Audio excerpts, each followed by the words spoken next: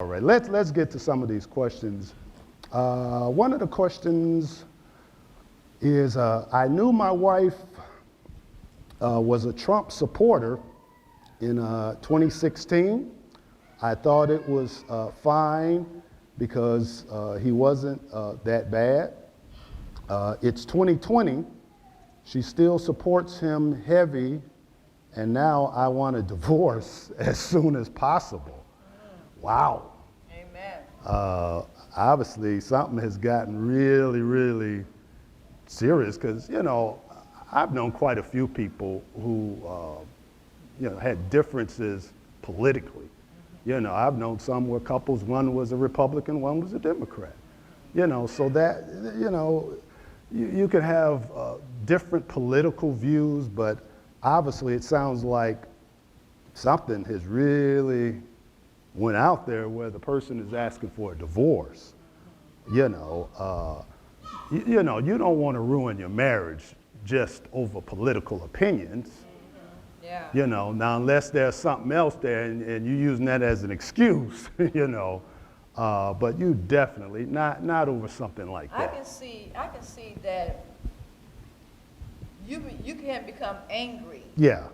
Based on you apologizing for his behavior.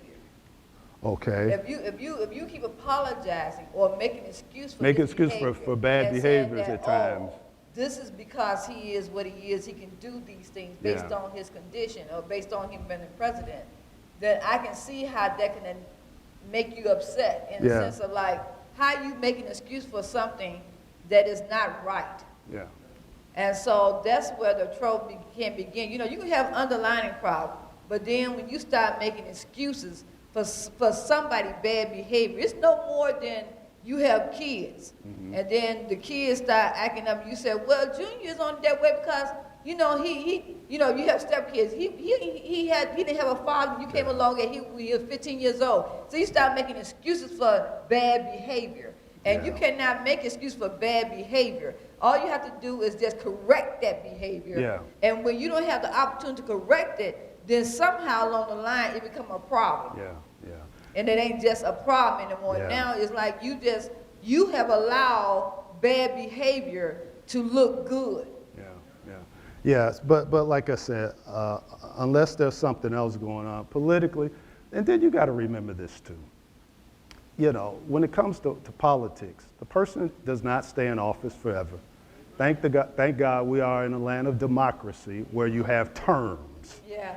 You know, other than our judges, but you know, we have terms. So, you know, if there's nothing more to it than that, talk about it, discuss it. If you need some counsel, it's good. Yeah, one way or the other. One way or the other. You know, 2020, 2024, however you want to put it, it's not worth doing that. You know, unless there's something else going on. All right? So you don't do that. I mean, you know.